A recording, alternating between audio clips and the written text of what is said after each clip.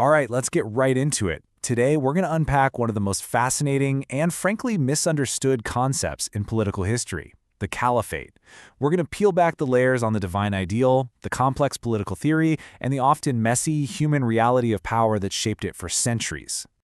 And this, right here, this is the central question, isn't it? It's the core tension that we're going to see play out. It's a drama that has shaped countless civilizations. But the story of the Caliphate, well, it's one of the most powerful examples you'll ever find. So to begin to understand the Caliphate, we have to start at the foundation. Now, I want you to imagine trying to build a state, not on a constitution written by flawed humans, but on what's believed to be a direct blueprint from God. That's the whole idea here.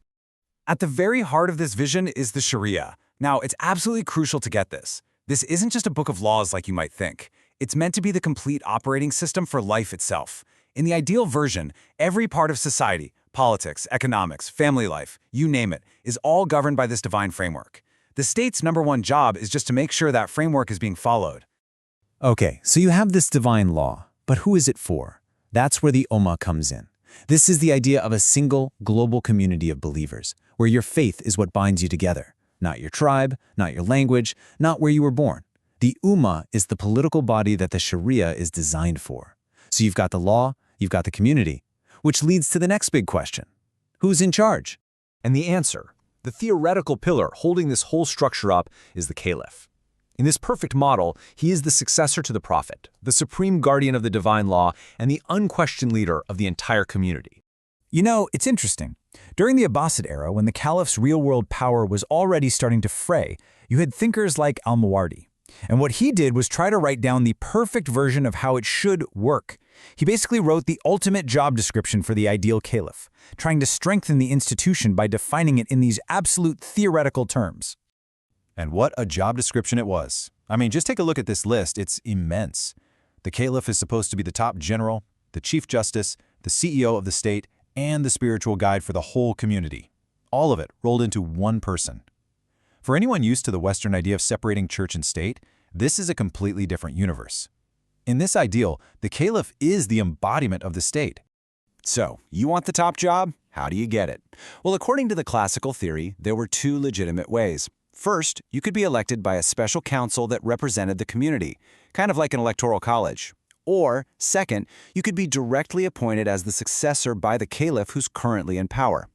Both were seen as valid paths to legitimate rule. So let's just recap the ideal. On paper, it's a perfect system. You have one community under one divine law led by one leader who holds all the power, both worldly and spiritual. An absolute, unified authority. But we all know how well perfect plans on paper survive contact with the real world, right? Yeah, that beautiful, perfect blueprint, it was about to run headfirst into cold, hard ambition and the reality of military might. Because over time, a new player enters the game. This is a character who doesn't really care about divine blueprints or theories of legitimacy. He cares about one thing: effective power. And he has the army to back it up. Meet the Sultan. In this chart, just lays out the conflict so clearly. On one side, you have the caliph. He's got the title, the religious legitimacy, the historical prestige. He's the vicegerent of the prophet. But on the other side, you have the sultan. He might be a military usurper in theory, but he's the one with the soldiers. He's the one who actually holds power. The caliph has authority in name. The sultan has authority in fact. You can just imagine the massive headache this created for the religious and legal scholars. Their entire system, their whole theory of the state is built on the caliph being the source of power. But now, he's become a figurehead, a puppet. So what do? Do you declare the sultan an illegal tyrant and risk plunging society into total chaos? Or do you find a way to make the theory fit the reality? And this is where a thinker like Al-Ghazali comes in with a stunning dose of cold, hard realism. I mean, this quote is just breathtakingly blunt.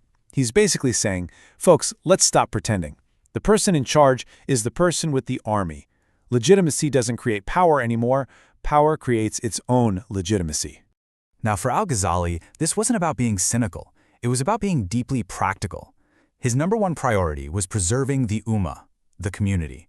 The absolute worst thing imaginable was anarchy, because in a state of chaos, the Sharia can't be upheld at all.